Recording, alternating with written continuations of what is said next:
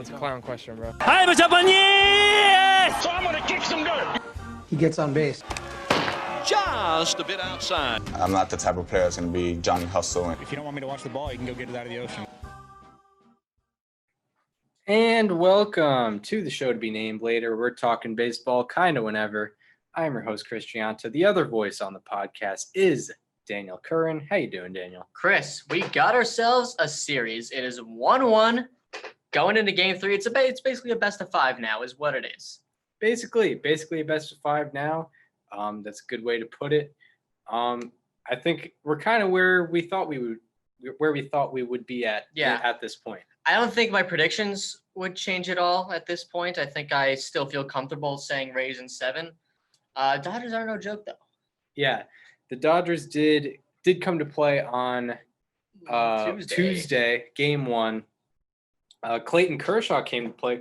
Clayton Kershaw, and I don't want people to, the Clayton Kershaw believers to really gloat that much because he's never really completed the series outside of maybe like 2015. He's had some great World Series game 1s before. He had that against Houston.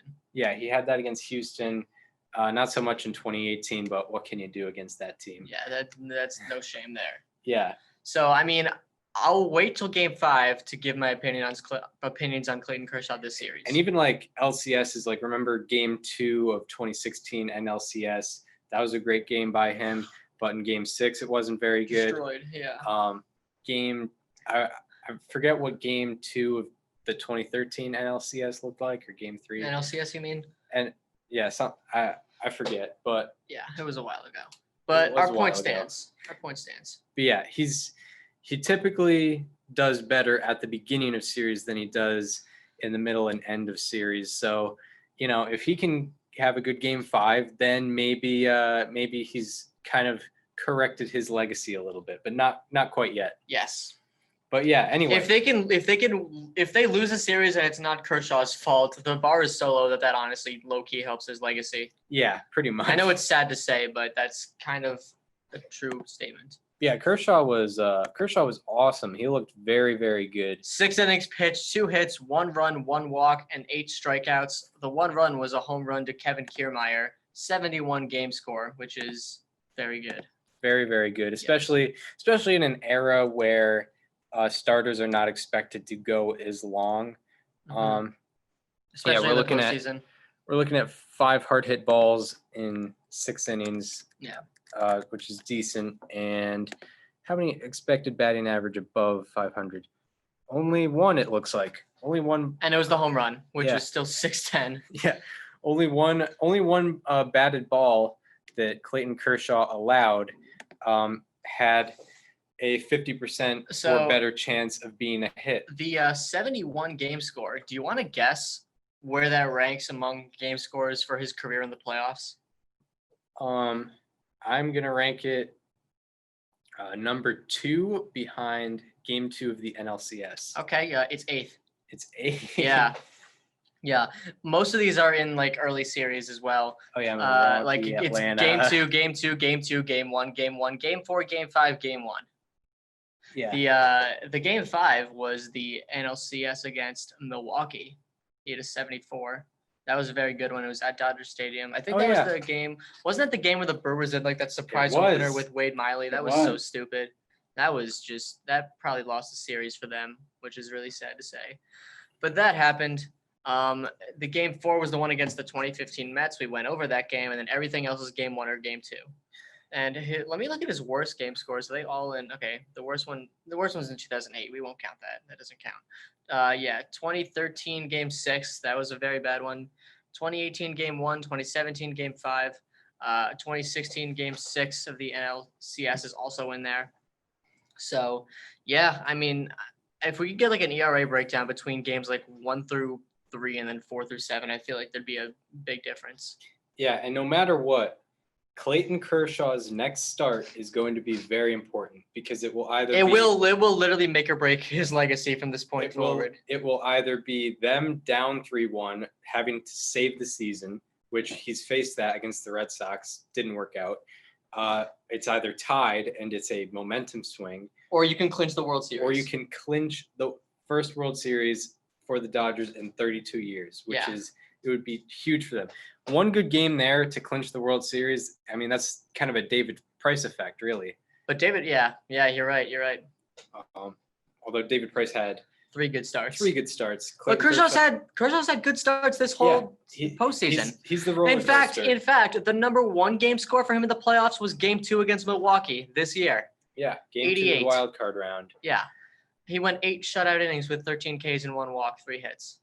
Yeah, so big start for Clayton Kershaw. Yeah. Game 5, no matter what. He faced off against Tyler Glasnow in Game 1, who, Tyler Glasnow has been a bit of a roller coaster ride too. He's aesthetically an amazing. He's great stuff. He has some of the best stuff in the league. Stuff doesn't determine performance. 2019, he had some of the best numbers in the league, but he was limited to like 11 or 12 starts because of injury. And this year he had a 4.08 ERA, but his expected ERA, according to Baseball Savant, was I think 3.11. Yeah. So he got a little unlucky, and this postseason his postseason ERA is like above 5 right now. It's 6.08. Yeah, 6.08. Yep. Had a very weird start because he probably shouldn't have been in for as long as he. No, he really shouldn't have. That's a decision we'll get into later. But Tyler Glasnow on the day on Tuesday, 4 1/3 innings pitched, only 3 hits allowed, but 6 earned runs because of 6 walks. That's always going to kill you. How many home runs did he give up? Only 1. It was to Bellinger, right? Yeah, it was Bellinger. It was big because he hit that one in the bullpen. Yeah. That opened up the scoring. Yeah. Okay. So so it was 2-0, and then he gave up a RBI fielder's choice to Max Muncy, RBI single to Will Smith, RBI single to Chris Taylor, and that wasn't stuff that he gave up actually. That was Yarborough, but yeah, he only gave up 3 hits, which is weird. One of them was a home run, obviously. Yeah, and I think that's if you're Tyler Glasnow, the problems to avoid are the walks because his stuff is kind of he's not like the Dodgers weren't. I mean, obviously, other than Bellinger, like they weren't really hitting him. It was just he was not commanding the zone. He wasn't finding it, and that ultimately, I mean, 6 walks, you're not going to win a game of the World Series with that. Yeah, it's very very hard to do that. I'm trying to look at his, this year 3.5 walks per 9, which is I guess average, and then 6.8 hits per 9, which is relatively good. So he's usually good at preventing hits, especially as a Tampa Bay Ray. But it's the walks that could be an issue. I'm gonna get something real quick because especially at the beginning of the game, I did notice that he was spiking some fastballs that it just didn't look right, and wasn't translating to success at all. Okay, I'm looking at this is weird. Okay, let me put on a different filter. Let's go like into the divisional era. I'm trying to look at like records for teams in the World Series when a starting pitcher has at least 6 walks. Yeah, I would imagine. Yeah, a starting pitcher having. It's actually surprisingly good, but they're all high-scoring games, like an 11-3 win when Jim Palmer did it in 1971. Fernando Valenzuela 5-4. Okay, 14-11 win in the 97 World Series with Al Leiter. I remember that game. Just kidding, I wasn't alive for it, but I know what it was. Yeah. Okay. I mean, it's very hard. I guess I was proven wrong because there are actually a lot of teams that have won with their starting pitcher giving up 6 walks. Yeah, so, but it's not going to play in your favor. It's not going to play in your favor, and the Rays definitely rely on their pitching. Their offense is somewhat above average, but it's not spectacular. It's not slightly alarming, but it's not spectacular either. When you have Kershaw doing what he did, gonna get into a Dodgers win, and I guess the bullpen didn't really help him out either. It's kind of an oddly managed game by Cash. He didn't really seem very out of character. He didn't really seem to be very urgent. In a rush. He didn't seem like it seemed like it was game 1 of like 9 and not game 1 of 7 or something. Yeah, I mean, the Tampa Bay Rays are built off of managing and decisions, and the fact that he left him out there, I remember it was in the 5th or 6th inning. It was the inning where the Dodgers scored all the runs, and he was still out there for whatever reason. It was the 5th. So he walks Betts, walks Seager, and then gets Turner to strike out, and Muncy comes up. I was like, all right, well, here comes Ryan Yarbrough to face the lefty. Stays in for whatever reason, gives up a fielder's choice to get a second out. I mean, I guess that's pretty good. Actually, no, he didn't even get a second out. No, he didn't get a second out on that ball. So he reaches on a fielder's choice. Everyone's safe. Yeah, that's right, because it was the play where it went to first, and then Diaz threw home, and the throw was offline. It was that play. And then Will Smith, it's an RBI single, and that's what it took to take him out. Neither of those two things should have happened. Like, I don't understand why he was in at all. I mean, the only and I guess it's nitpicky, but Glasnow is better against lefties than he is righties. Lefties. But even that late into a game with a power hitter and Max Muncy up. True, but I guess for reference, for benefit of the doubt, for Kevin Cash against lefties this year, Glasnow had a 606 OPS against versus righties. It was a 737 OPS I had against. Something. In the last 4 World Series games where a starting pitcher had at least 6 walks, including this one, the team has lost the last 4. So there's your trend, because the game is of course changing. Yeah. So. Yeah, there's not a lot of Jim Palmer's throwing 8 innings with 8 innings with 6 walks. Yeah, no, that ain't happening. Yeah. Yeah, none of these 4 pitchers went above 5 2/3 innings. Yeah. Yeah, so that's kind of the trend. You don't see 6 walks a lot at this point in the game's history. Yeah, Max Muncy. Yeah, I guess Max Muncy had some reverse splits this year, but still, it's weird to have Glasnow out there past 100 pitches in a playoff game where he's kind of struggling. It's something sort of unusual, and maybe Cash was relying on those reverse splits a little too much. What are Yarbrough's splits? Let me check that. Yeah, because I don't know. That's I mean, still, like, I know that the odds of Yarbrough having reverse splits as well. The odds of Muncy, Glasnow, and Yarbrough all having reverse splits. Incredible. That's who would have thought? Oh wait, I went to game logs. And not. I always do that. I'll go to game logs and not splits, or vice versa. Yeah, I'll do that too sometimes. Yeah. So we're looking at Ryan Yarbrough's platoon splits. It looks pretty even, honestly. Yeah. So I don't know. It's very even. It's really even. The OPS is 5 points apart, and the batting average is 4 points apart. Yeah. So I don't know. Weird. Very weird. But I mean, in the end, that wouldn't have. I mean, not that this lets Kevin Cash off the hook. Like, I still don't think that was a very good decision. But I don't think the Rays would have won regardless. And Glasnow was not fresh whatsoever. Yarbrough, I guess, was more fresh. Yeah. He's fatigued. He's giving up base runners left and right. I feel like it might be time to bring out the hook. But should we talk about Mookie Betts in this game? Mookie Betts has had a very good. He had a home run in that game. Very good 4 games. A walk, 2 stolen bases, another hit. He was the. It was weird because everyone took that Mookie Betts game as an excuse to be like, hey, remember that time the Red Sox did that? Yeah. Which I understand, and as a Red Sox fan, I'm obviously still upset about that, and I don't know if he would have come back in free agency anyway, but the fact that you didn't even really make much of an effort, or at least enough of an effort to get him back, is always going to be there. $300 million is obviously a good offer, but the Dodgers gave him more. The Dodgers gave him what he was worth. Yeah, well, we've had that conversation so many times. It was a misprioritization. Yeah. Misprioritization. But I mean, the Red Sox are really gonna have to live with this for the next 13 years. But I don't know. I think it's time to move on. I don't want to beat this dead horse until 2032. But I mean, that's going to be beaten until 2032, regardless of what kind of say you want to have. Well, people are always going to be talking about it. Yeah, people will be talking about it, but I don't know. I don't know what what fans expected to happen after signing virtually everyone except Mookie Betts. Fans were under the impression that they still had enough money to sign Mookie Betts.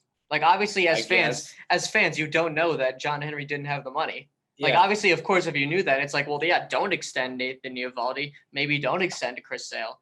And that's how it is. It was a giant left turn. Yeah. But like, yeah, I was tired of hearing about it. I'm like, whatever, it's done. It happened. It's done. So the Dodgers win game 1, 8-3.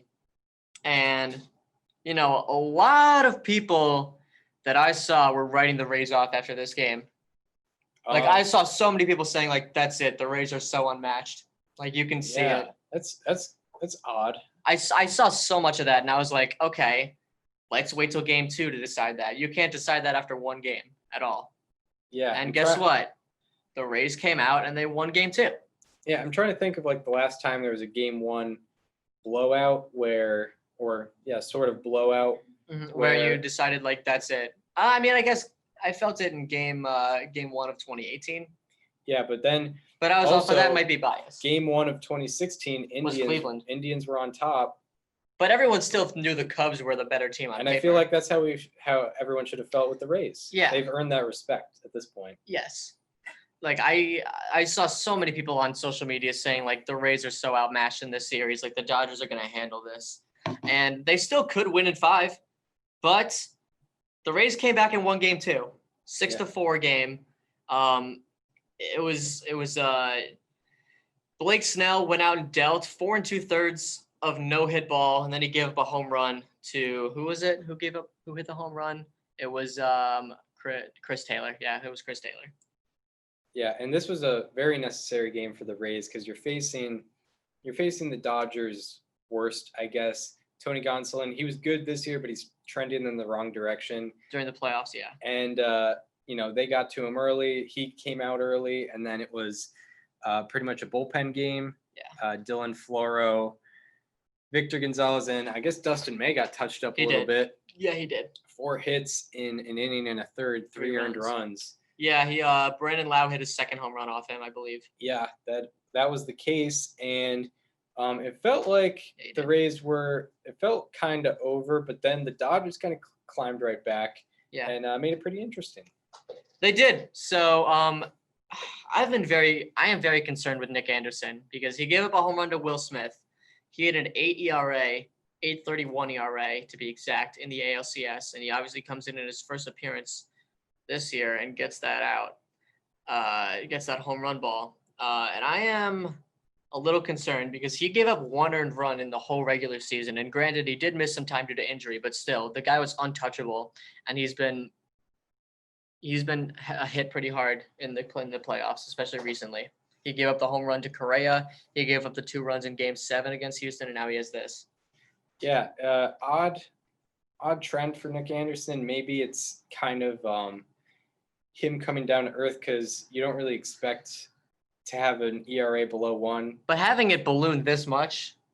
I mean, so far, I think the postseason stats, he's given up, I think 7 earned runs in like 12 and something. That's innings. Not good. It's not good, definitely not. For a guy that's your best reliever?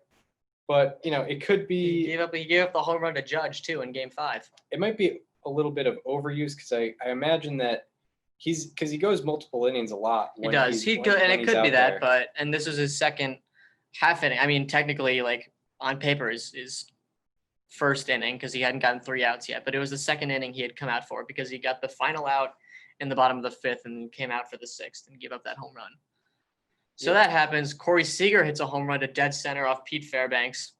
And from there, and in the later portion of this game, this is where you saw the more Kevin Cash style of managing where it's Pete Fairbanks is on in the 8th, gives up that leadoff home run to make it a 2-run game.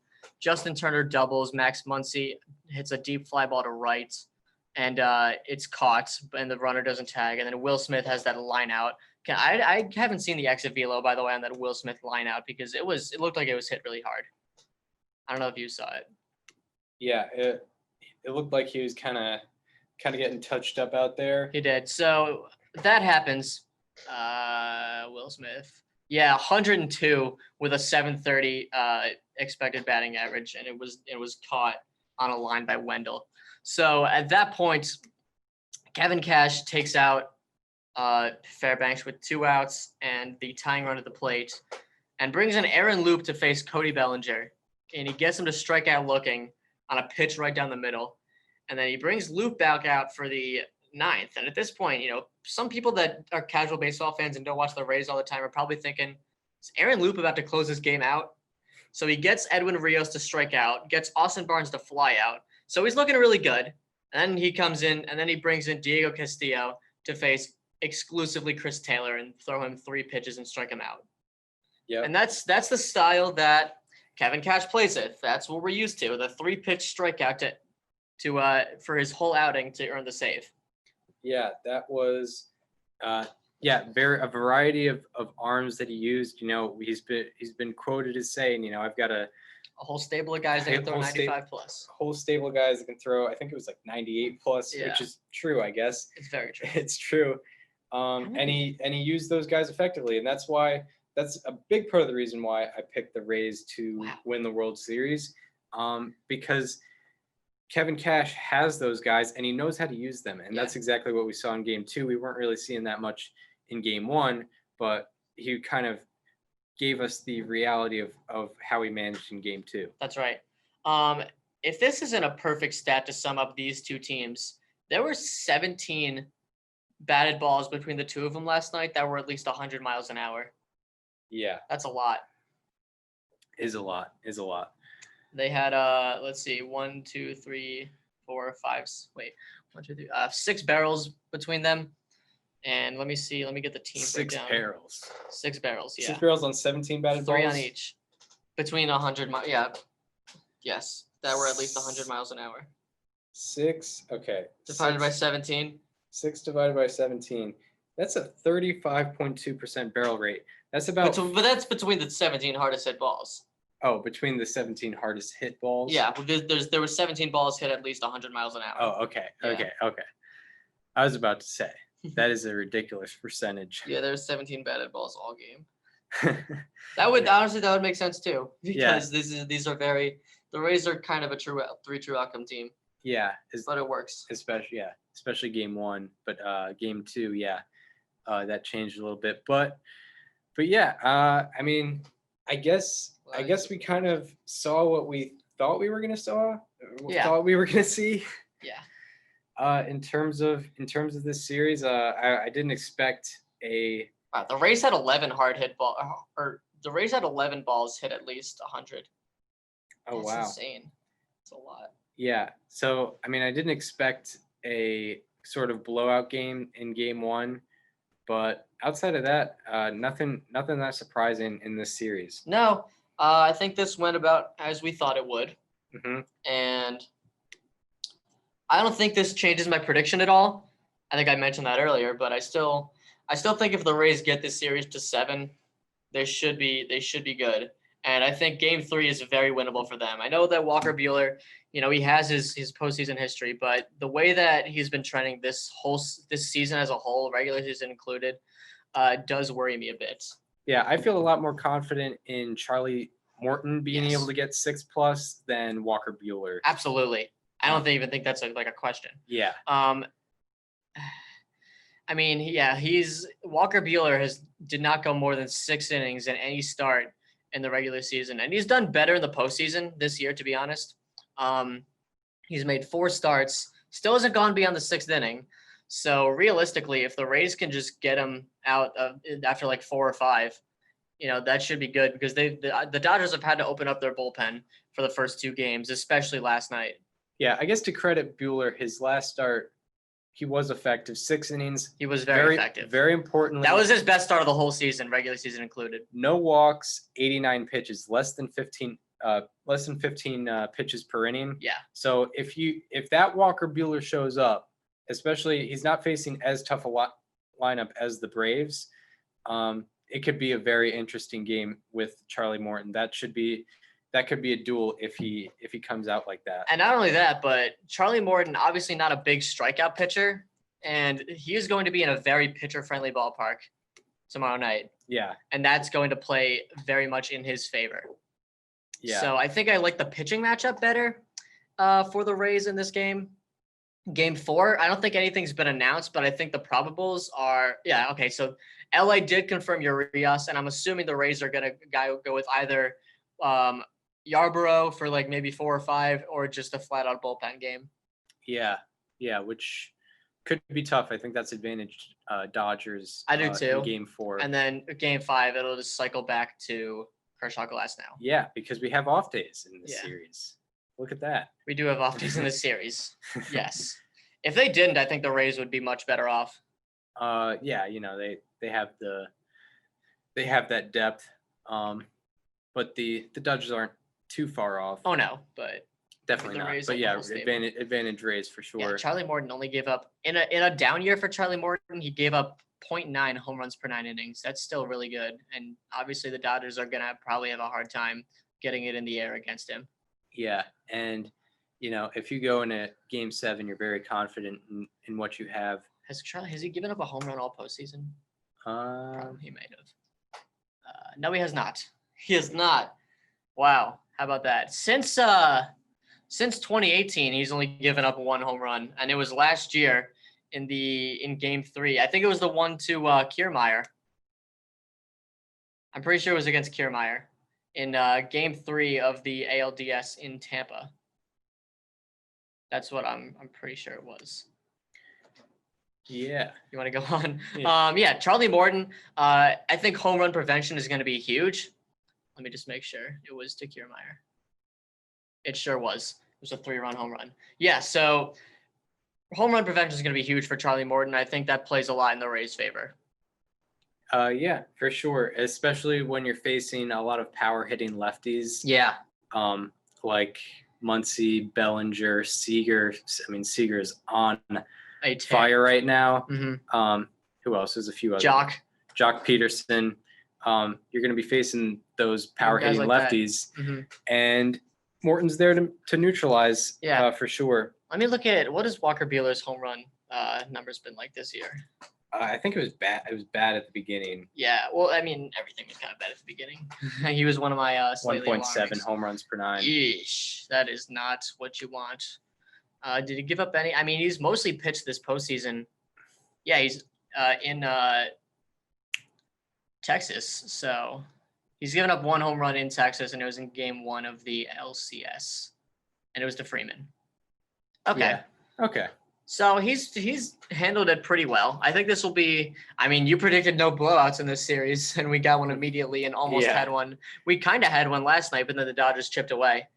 Yeah, I would be disappointed if there were more blowouts. It just seems like they match up very well. They do. Yeah. The Dodgers are the Rays with money. Yeah, exactly. It's sort of a big brother, little brother. Do you want to go like a game by game predictions? We don't have to do scores, but just like who wins each game. Yeah, I guess. I mean, it's tough because I could see Buehler doing very well as well.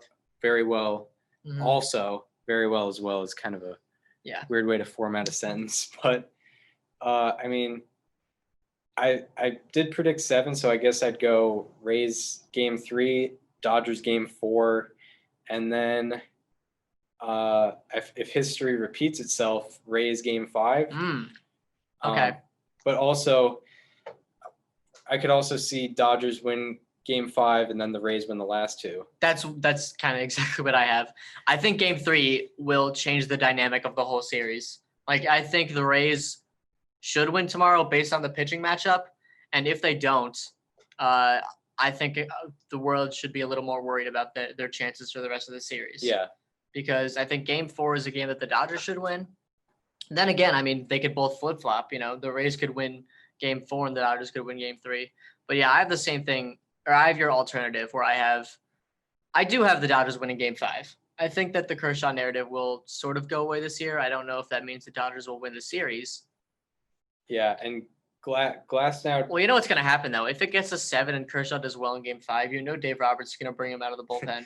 You know he is. Yeah. You can't even lie to yourself. Yeah, exactly. It's going to happen. And Glasnow looks a little shaky right now. He does. And at least in his past couple starts, between Game 4 against Houston and Game 1 against LA. Yeah. It's looked a little shaky. But yeah, do we have anything more on the rest of the series? I think the Dodgers have kept Randy Arozarena suspiciously quiet. That is true. Suspiciously quiet. Does he have like one hit? One hit, and it had a stellar expected batting average of 080. Yeah. Yeah. So I have a feeling he's about to wake up. Yeah, I get, Brandon Lowe was quiet and he woke up. I know it's only 2 games, so that's such a cheap slump, quote unquote. Yeah. Because it's literally just 2 games, but I think maybe it won't even be with a home run ball. Like I could see Randy Arozarena spraying the ball around the field. Yeah, into the gaps. 3 for 4, 2 doubles, 3 RBI. Yeah, I could see something like that in the coming days. Yeah, that would be a fun sight to see. I don't know. You don't know who it would be off of. Maybe Arias, maybe Kershaw. Who knows? Do you have a guy to watch on the Dodgers in the next couple of days? Whew, an X factor, I guess. Yeah. Outside pitching. So yeah, let's go offensively. I mean, I think Will Smith is hitting the ball very well. He is. He had a sneaky good year this year. He had a 980 OPS in the regular season, and he had that clutch home run against Will Smith. Yeah. I mean, I'm not saying look out for him because he's about to pop off, because he's kind of already been popping off. But you're saying if the Dodgers were to win, it's because Will Smith may take over a little bit. Right. Because that's what I was gonna say for Cody Bellinger. I could see Will Smith having a big Game 4. Yeah. Game 3 might be tough against Morton, and I don't know, maybe Game 5, but I guess it would be easier to pick a lefty. But yeah, Bellinger would also be another good, a good guy to pick. I think Bellinger really has the capability to take over this entire series. Yeah, and Bellinger can definitely get rid of, he's had a short career, but get rid of some of his postseason quote unquote demons. Even though he won NLCS MVP in 2018. Yeah, even though when he hit 250. Yeah, even with that, and even with his, I guess he's kind of already gotten rid of that with Game 7 of this year. Yeah. But yeah, he can be a Dodgers postseason legend. Yeah, he could be with a good series. But I guess anybody can. Yes. Anything more? I think that's about it from me. Yeah, a good quality, I guess, 40-minute episode that we just had. We'll do one after Game 5. Yeah, we will see everyone on Tuesday. We hope you enjoy. We hope we're doing another show where we're previewing games next time. Yeah. I mean, it would be shocking if one of these 2 teams took the next 3. Yeah. Absolutely shocking. Either one. Yeah, either one. If you want to follow us on social media, follow me at Chris_Gianta on Twitter. Follow Daniel at Daniel_Curran on both Twitter and Instagram, and follow the show Instagram at STBNL Podcast. We hope you enjoyed our Game 1 and 2 recap, and we hope to see you on Tuesday, where we will be recapping Games 3, 4, and 5, however they may end. See you then.